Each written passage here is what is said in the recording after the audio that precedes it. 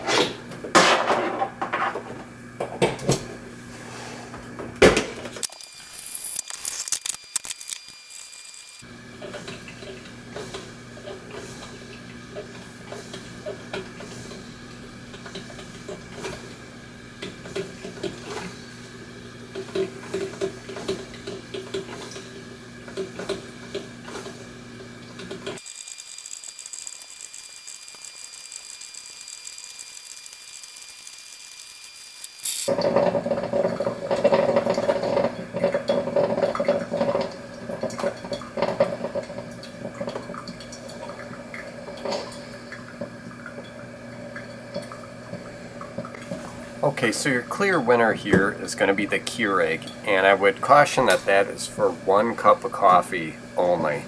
When you start getting into using the carafe for the Keurig or making multiple cups, a regular traditional drip coffee maker is going to beat it every time.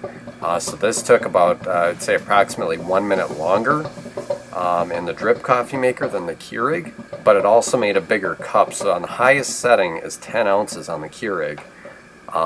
And as I'm about to display here with this drip coffee maker, it fills a very large coffee mug right to the top. So although the Keurig was a little bit faster, it actually didn't make as much as the drip coffee maker did. So just something to consider. And also as far as cleaning, if you really want to take all the components of the Keurig apart, it takes slightly longer to get that cleaned out. And another factor to consider is that you never get all the water out of the Keurig like you do a traditional coffee maker. So if that kind of grosses you out, or you're kind of a germaphobe, that's just something to consider. But I appreciate you watching. Please subscribe and thumbs up. Thank you.